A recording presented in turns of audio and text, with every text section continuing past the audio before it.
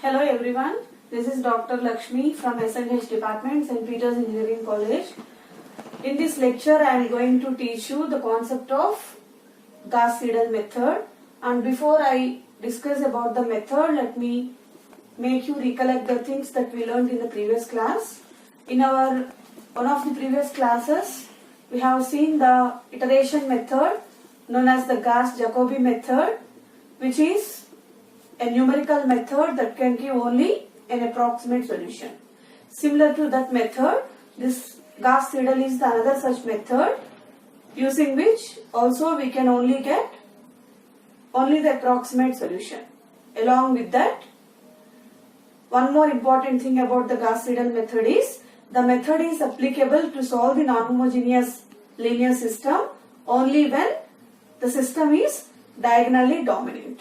So keeping in view the 2 points, we can apply the method to solve any non-homogeneous system, right? Here is given the system. Look at the 3 equations given.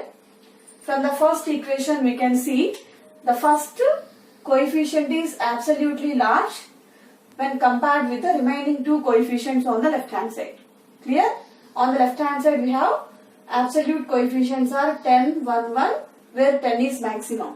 So from the first equation, first diagonal is absolutely large compared with the remaining 2 coefficients. Similarly, from the second equation, second coefficient is absolutely large when compared with the absolute values of the remaining 2 coefficients 2 and 1. The same is true with the third equation also, because here the third diagonal 10 is maximum when compared with the remaining 2 coefficients 2, 2. So clearly now from the problem our observation is the given non-homogeneous system is diagonally dominant. Therefore, we are able to apply now the Gauss-Seidel method in order to find an approximate solution for the given problem, right? So let us mention here, since the system is diagonally dominant, that should be mentioned every time. Clearly, the system is diagonally dominant. The system is diagonally dominant. Therefore, Seidel method is applicable. Right? This verification should be done with every problem. Right? Remember. Now let us apply the method. Right? To apply the method, from the first equation, let us write down expression for the x variable. From the second equation, we write an expression for second variable. From the third equation, we write an expression for the third variable. The first equation implies x is equal to 12 minus y minus z upon 10. From the second equation, we have y is equal to 13 minus 2x minus z upon 10. From the third equation, z is equal to 14 minus 2x minus 2y upon 10. So these are the 3 variable expressions that we get from the given 3 equations of the dominant system. Now let us have an initial assumption for the solution, the required solution. Let us suppose that the initial approximation, initially the solution is x not equal to 0, or we can write x equal to 0, y or y not equal to 0, similarly z or z not equal to 0. This is called the initial assumption to the required solution of the system. Now we start doing the first iteration.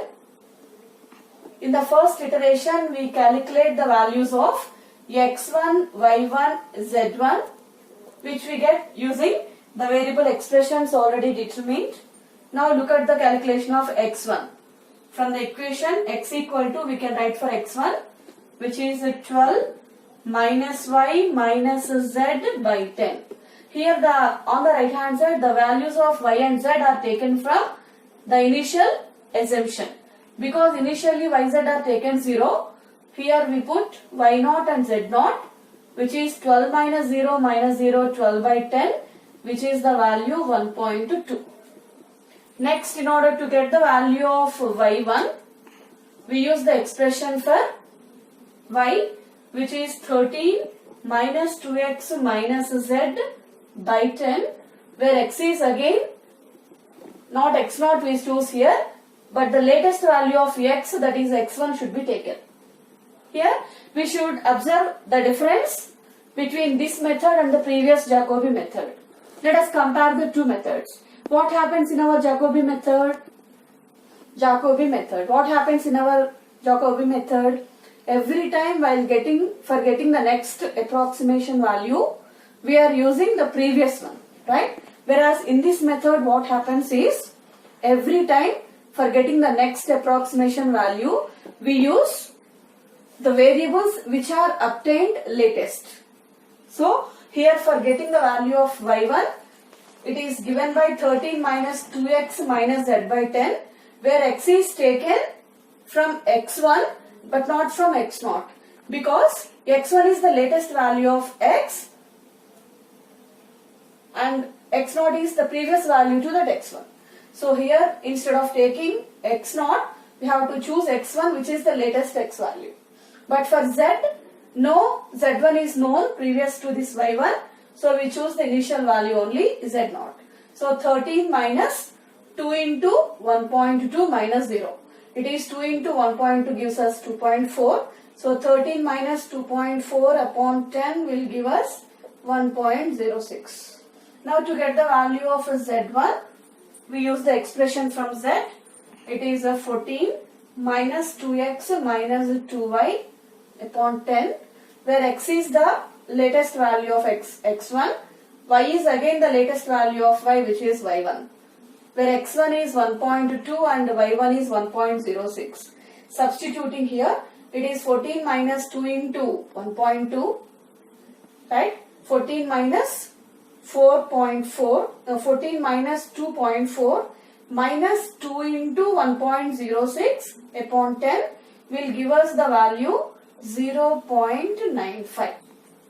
Go. Now it is 0.95 z1 equal to, so in our first iteration we have got the values x1 1.2, y1 1.06 and z1 0.95. Let us tabulate the values here.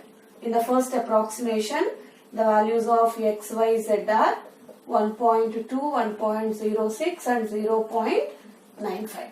Now going to the second iteration, let us see the values what we get in our second iteration, right? In our second iteration, to get the value of x2, again writing the expression, corresponding expression of x, it is 12 minus y minus z by 10. Here the values of y and z on the right side are taken from the previous iteration, which are y1 and z1.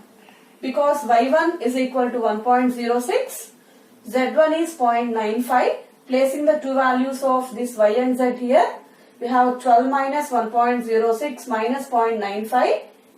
When divided by 10, we are going to get the value 0.99. Right? Similarly, corresponding to y2, we have 13 minus 2 into x minus z by 10.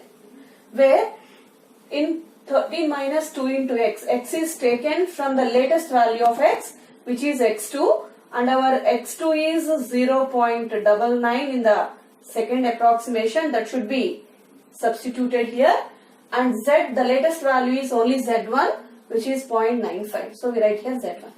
Placing this x2 0.99 and z1 0.95, we have 13 minus 2 into 0.99 minus 0.95. Total by 10 will give us the value 1.01. Similarly, the value of z3 is equal to 14 minus 2x minus 2y by 10, where 14 minus 2 into x is the latest value x2, 0.99, and y is the latest value, which is y2, 1.01. Placing the values of x2 and y2, we get the value here equal to 1. We get the value exactly equal to 1 here. And we have the value z2 is equal to 1 here.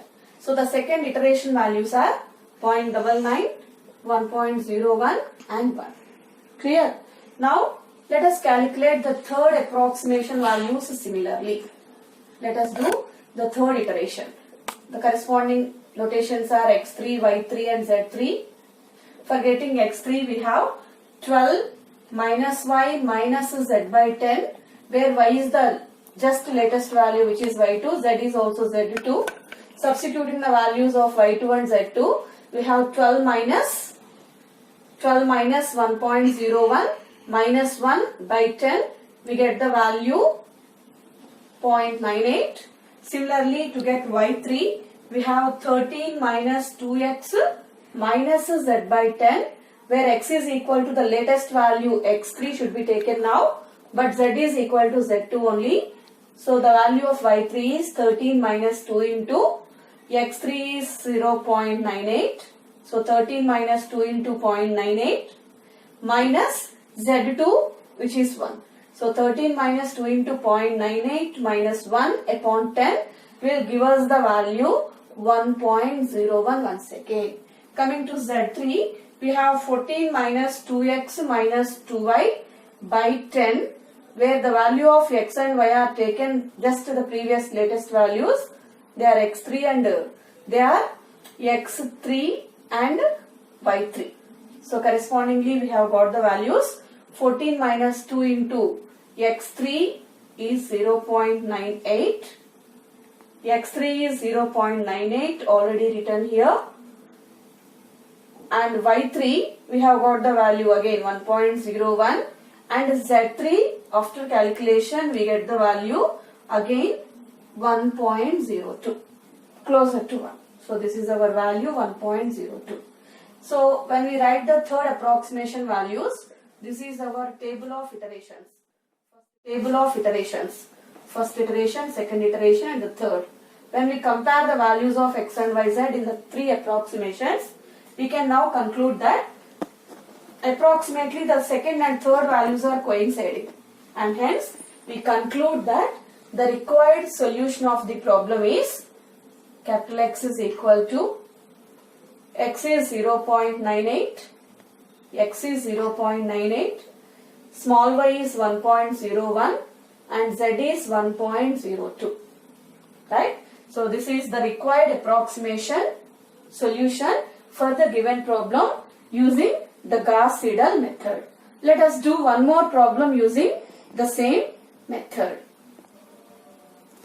This is our second example. Let us solve this also by using the same Gauss-Seidel method. In order to check the applicability of the method, first we need to verify whether the given system is diagonally dominant or not. Let us look at the first equation. Right? What are the coefficients here? 5. I am only considering the absolute values. Absolute values in the sense the modulus of the coefficients. Right? So the absolute values here are 5, 1, 2, 1. So from the first equation clearly the first coefficient is maximum. Yes, our criteria is satisfied. From the second equation the absolute values are 4, no y, so 0 coefficient. So 4, 0, 8, 3. Second coefficient is not maximum. So this has failed. From the third equation we have, because x is not there, we have 0, 6, only absolute values I am considering. So 0, 6, 1, 1. This also is not satisfying the criteria. And the last equation has the absolute values, coefficient values 2, 2, 1, 7, where the fourth coefficient is maximum in the fourth equation. So the first and fourth equations are satisfying our criteria of the dominance, whereas the second, third are not coinciding. So what we have to do? We have to interchange the second and third equations so that when we interchange the two equations, what happens? Suppose this is the first equation because the first coefficient is maximum. Suppose we interchange the 2 and 3, the third equation becomes second, the second equation becomes third, and the fourth equation anyhow it is the fourth. Now clearly in the order of 1, 2, 3, 4 the system is diagonally dominant. Clear?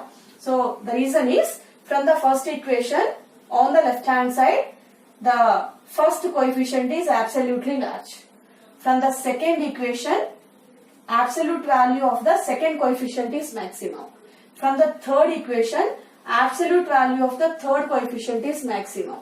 From the fourth equation, absolute value of the fourth coefficient is maximum. And that is the reason we say that now the system is diagonally dominant in the order of equations 1, 2, 3, 4. And therefore we say the Gauss-Seidel method is applicable to find its approximate solution. To find its one of the approximate solution. Let us apply.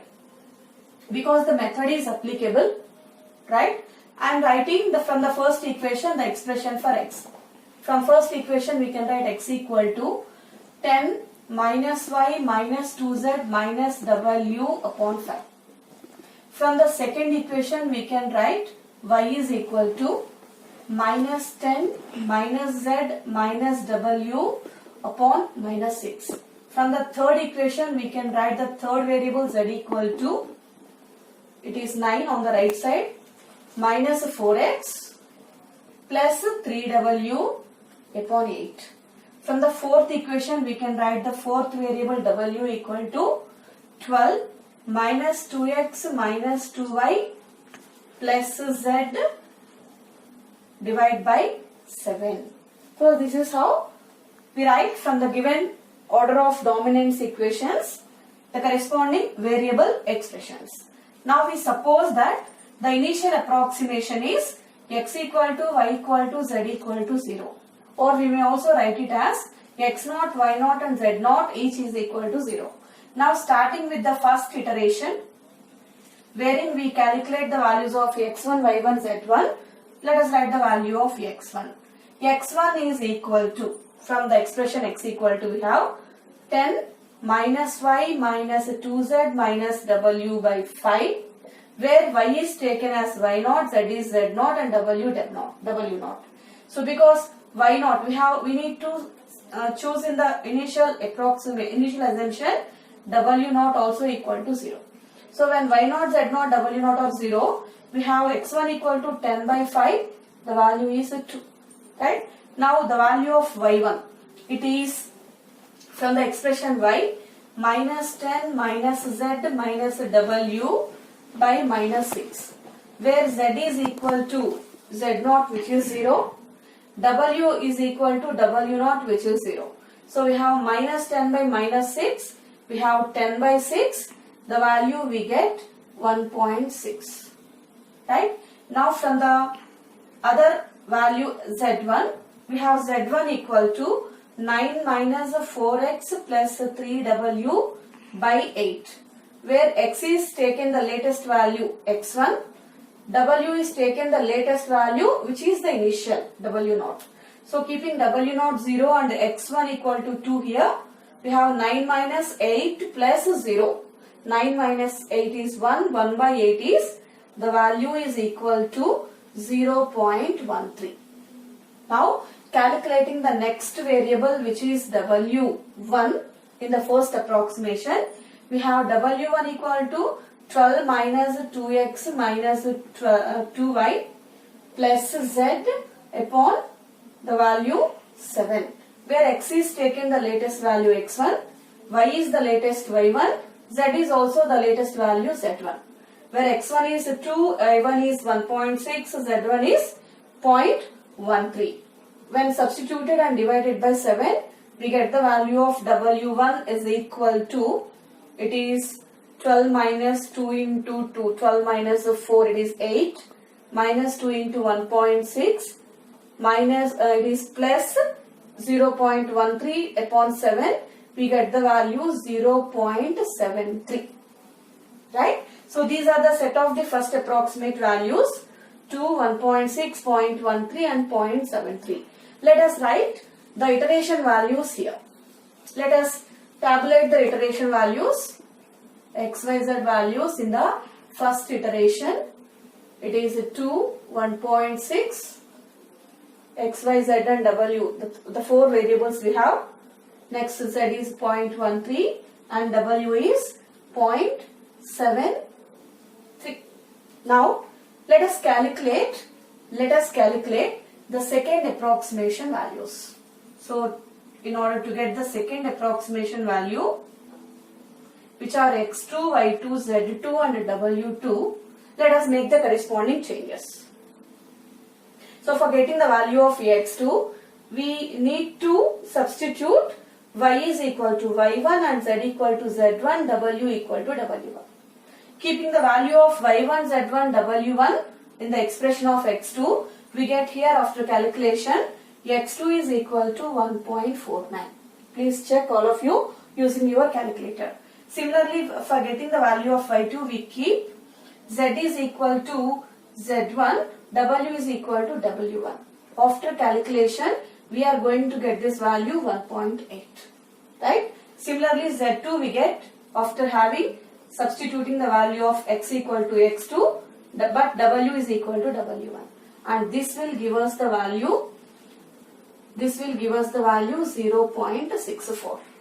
Similarly, the value of w2 we get, and in this calculation of w2, we need to substitute x equal to x2, y is equal to y2, z is equal to z2. When we calculate this, we are going to get the value 0.82. Okay, so after having the set of values in the second iteration, let us tabulate them in our table. It is 1.49, 1.8, 0.64 and 0.82. Now let us move on our discussion to calculate the third iteration values, which are x3, y3, z3 and w3. For getting the value of x3, we put y equal to y2, z equal to z2, w equal to w2. And as a result, we are going to get the value 1.50. Similarly, y3, in the calculation of y3, we use z equal to z1 and w equal to w1 only, being the latest values of z and w. And as a result, here we are going to get the value 1.75. Similarly, for calculating x3, we use the value of x equal to x3 being the latest value of x, but w being the latest value w1, we take w1 the same as listed here, and as a result we are going to get here the value 0.67. And now coming to w3, we substitute here x is x3, y is y3 and z is z3, and after calculating we get the value, it is equal to 0.85. Right? So when we tabulate these values in the table, we have 1.5, 1.75, 0.67 and 0.85. And what is your observation? Our observation from the table, we have the second and third approximations are very closer to each other, and hence we conclude our problem with this. We stop with our third iteration and we conclude that the required approximate solution of the given system is X is equal to the column x, y, z, w, wherein x is equal to 1.5, z is 1.75, y is 1.75, z is 0.67 and w is 0.85. So this is how we apply the Gauss-Seidel method for finding the solution of the non-homogeneous linear system which is diagonally dominant. I hope you all understood the method.